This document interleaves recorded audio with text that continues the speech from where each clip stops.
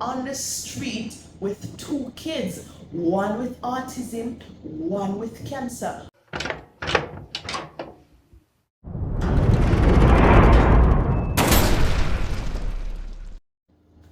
How I rebuilt my life after losing everything. I lost everything. Everything that was of value, everything that was of significance within um, that I worked so hard to have, to attain, to have as comfort. I lost everything. Yes. So for those of you who don't know, tonight I'll be sharing a personal story about my journey and how I lost everything, and oh no, I can speak from a place of healing because I am in my comeback era. I am in my reform era. I am in my life transformation era.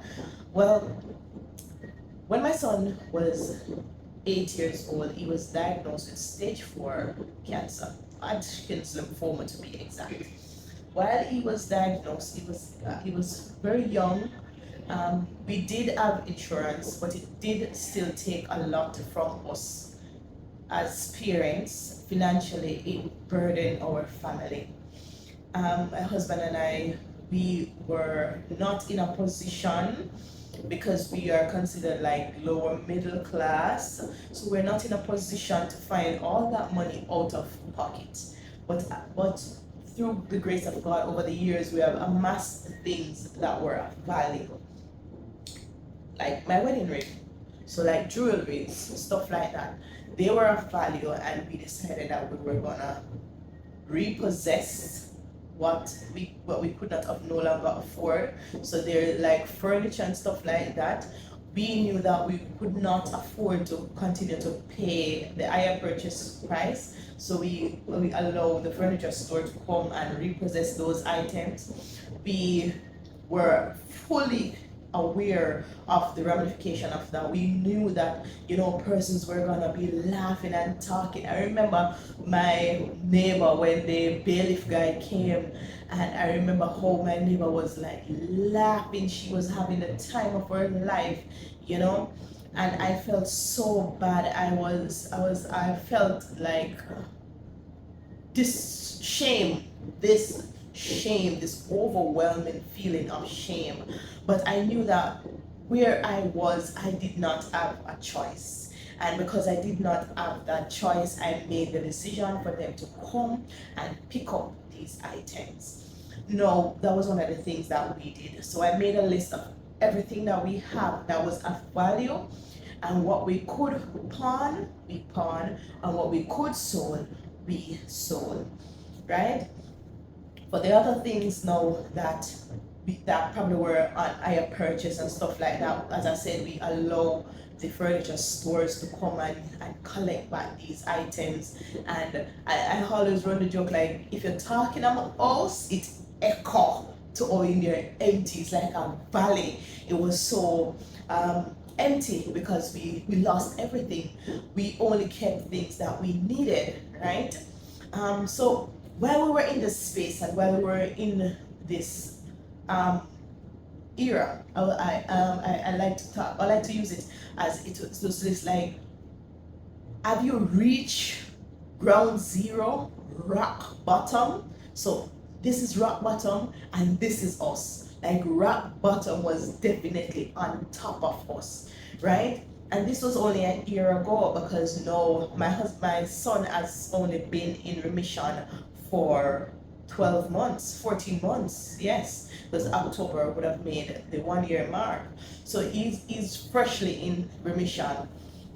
So while that was happening, I was so grateful that I had the support system, because my mother was there, and she was, pumping me up, and I say, it's okay, you're gonna get back everything. Then they're just value, they're just vanity, man. That's just vanity. So I have to give thanks for having my community like that to help me. I remember one at a time when they came to repossess my house, and that was like the biggest shocker to me, because though we could not pay both part of the mortgage. We could only pay one part, and we're like, if we can pay off, then we are good.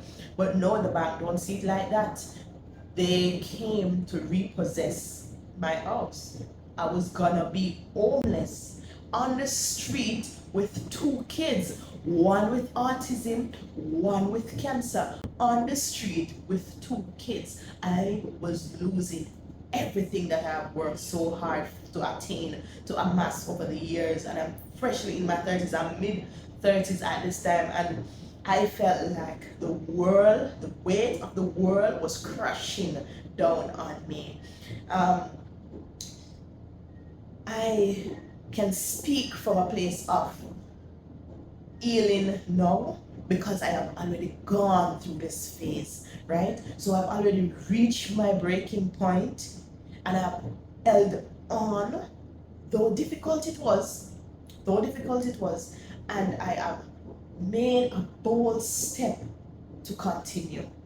Now, your situation might be different from mine, and if you want to read up more about my journey and what I went through with my son, you can just type my name in Google, Vanessa Williams Morgan, and you will see the full catalog of everything that I have actually been through. Now, I want to encourage persons, and that is the reason why I felt the need to share my story, to tell everything that has happened to me. Can you imagine? Can you imagine to be at a place where you cannot buy sanitary napkin and you're working, and you cannot buy sanitary napkin? Let that sink in. Let that sink in. Because that was where I was. That was where I was. I could not afford to buy sanitary napkin. I was working, and I'm working a decent salary, but all of my money is going into medical expenses or related medical expenses. So it was taking so much from us that we were drowning in debt, and still in debt to this day. Now, as I said, with basic things like this, because I was trying so hard to ensure that my children could get what they need. I have a son who is autistic, and he is a picky eater. He only eats from certain food groups, so as a result, it was really expensive to continue to feed him. And I have another child who is battling a cancer diagnosis, which means that he required to eat certain food, right? Certain things, medication wise, I had to be importing things. This was the height of COVID 2020, 2021. It was difficult. It was terrible. But God. So as I said, rock bottom, me, below rock bottom, right? How did we move from below rock bottom to where we are now? I cannot take credit for any of it, because all things is through the Creator. All things happen through the Creator.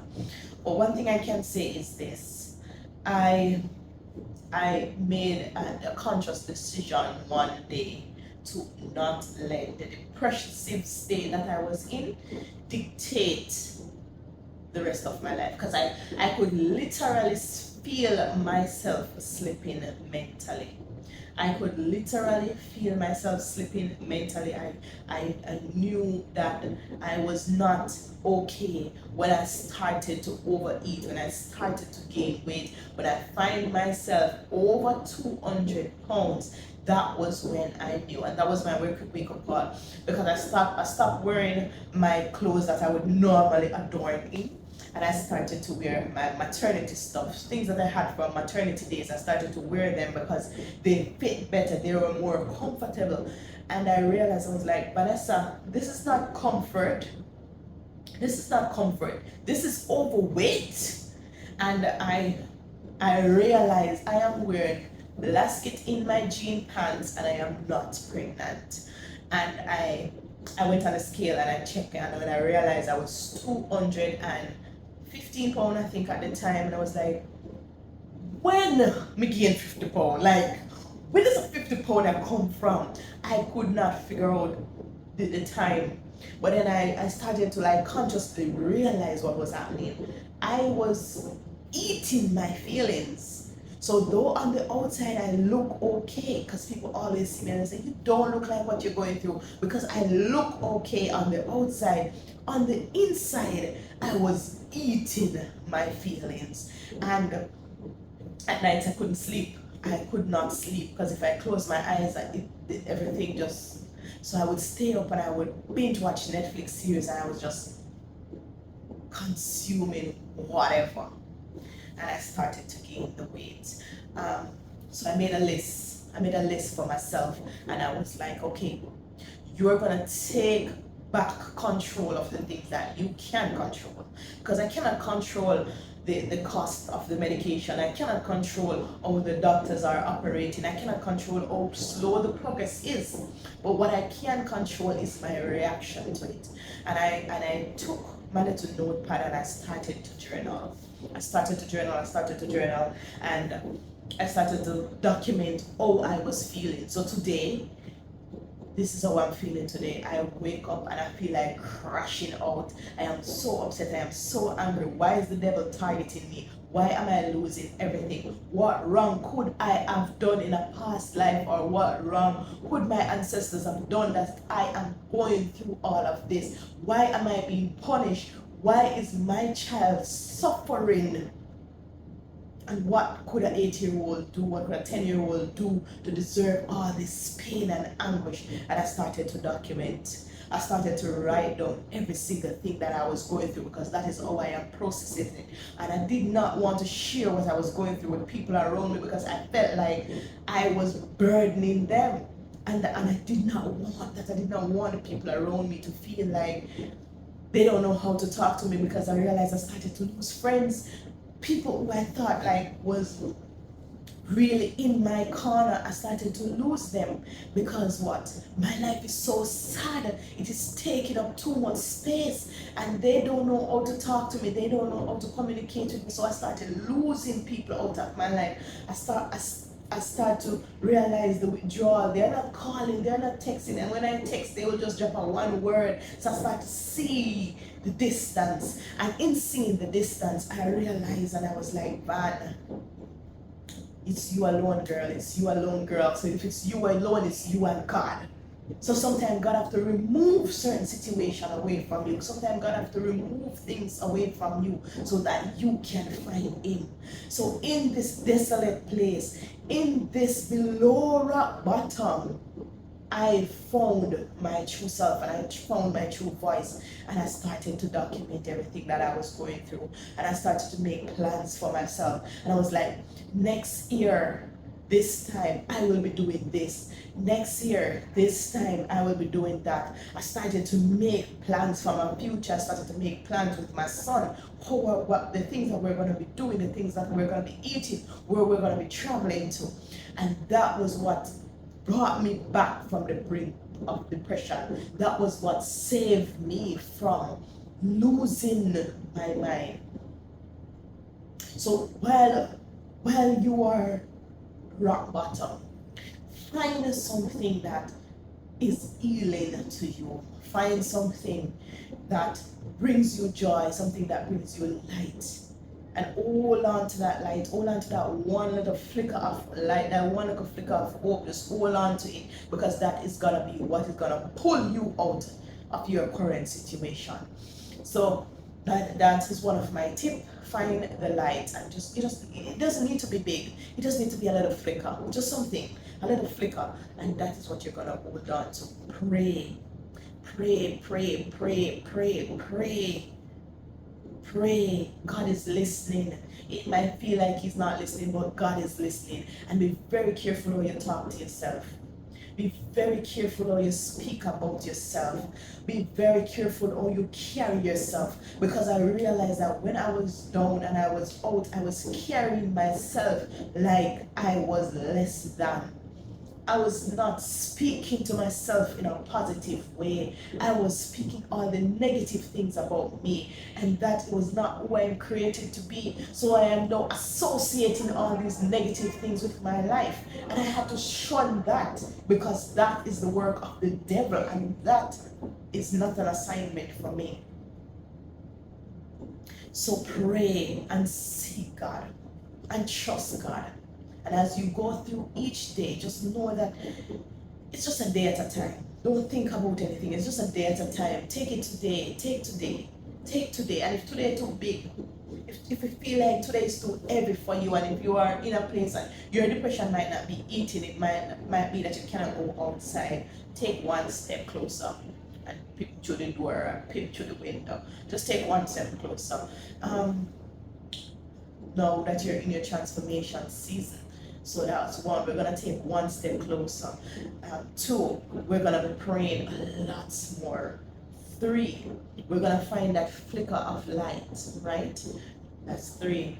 Four, we are gonna carry ourselves and speak positive and life into ourselves. And five, finally, number five, girl, boy, child, just know that you are not alone.